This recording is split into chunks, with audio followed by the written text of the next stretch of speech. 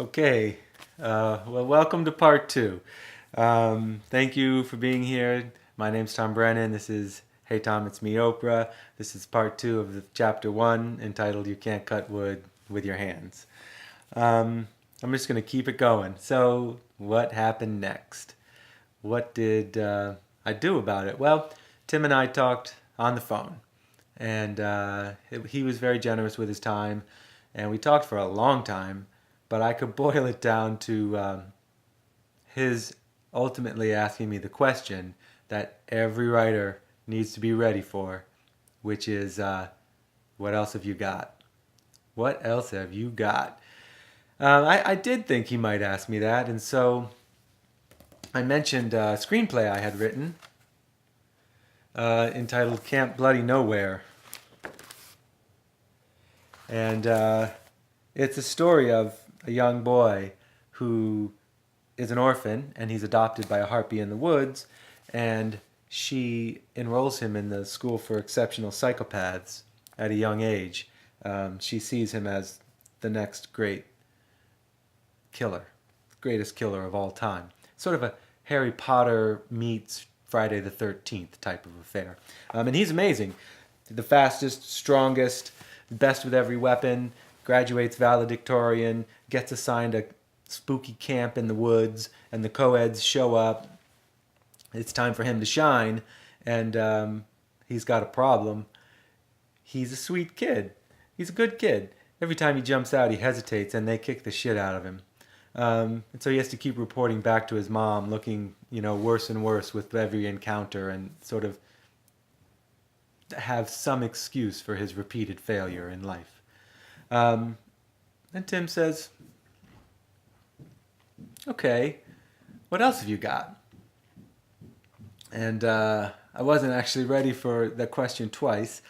I said, well, I'm not sure it's a story, but I did lose my virginity and father a child at the same time. He's like, oh, whoa, whoa, whoa. Yeah, that one. I mean, I hadn't said more than that. This is my boy, Matt. Let's see if the camera focuses on that. He's about 2 years old in that picture, and I'm 19.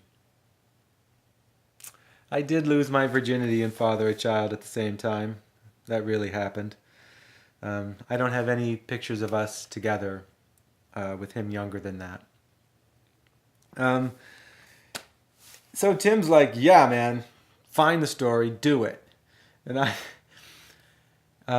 okay, I need to give a trigger warning here. If you are afraid of trigger warnings, look out. One's coming. Trigger warning. If you have suffered baby loss, it's about to be mentioned. I want you to know I feel for you. I share your experience. I fully support your stopping this video right now. No problem. God bless. So I said to Tim, this would not be an easy story for me to write because I have my son Matt. And this is him today. That's him and his dog Otis.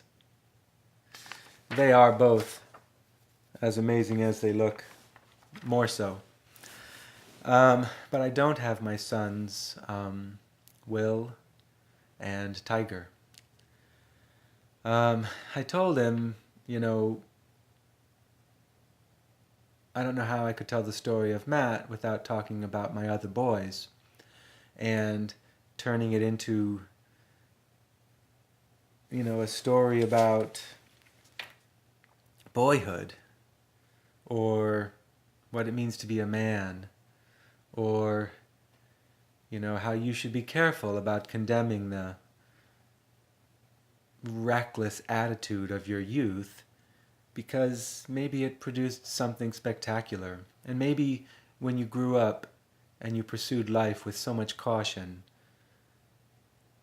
things fell apart spectacularly. I have a picture of my son Will here. I'm not going to show it to you. because too much. I knew that would kill the conversation. I mean, Tim and I didn't know each other that well. I'm just a student, he's just a faculty member at VCFA. But I'll never forget what he said, or how he said it, his word choice. He said, wow, I can't imagine. I'm a recent grandfather myself, but I think you should go there if you can. And the specific wording is really important to me because I've sort of prided myself in my life of only considering there to be one acceptable answer to the question, can you do this thing? And it's, let's see. And it has a sort of hidden information in his question or his statement that a story is a place you go.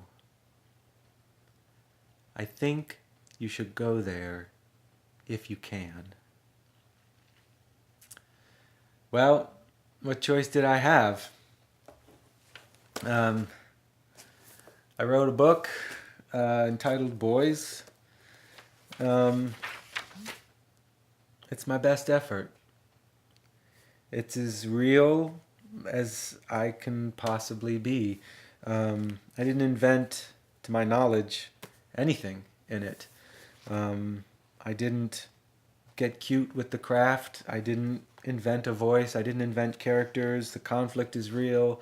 It's my story. It's my sort of deepest truth presented in the most authentic way I know how. So that's step one. Write, finish this book. Maybe I'll read you the dedication. I know this video is too long, but fuck it. This is my channel. I'll read you the dedication to the book. But nothing else so far. This book is an open letter to my boys, Matthew, Will, and Tiger. Boys, you have rattled my bones and filled my heart to bursting. For that and so much more, I thank the universe for you. To all teens, boys, girls, and everyone else.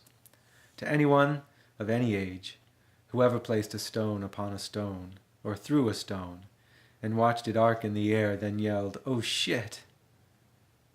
To anyone who ever snapped a stick and wondered, did I break one stick or create two? To anyone who ever asked their body, can you do this thing? I beg of you, please, do not be afraid of the little boy inside you. Do not teach him to hold his hands by his side. Instead, teach him to be brave. Cradle him, protect him, the stone thrower, the stick breaker. Cheer for him as he plays. Revel in the carnage and the bounty of him. Open your chest, let in the truth, and whisper it back to him, as I have to my boys. I stand in constant awe of you and all your reckless beauty.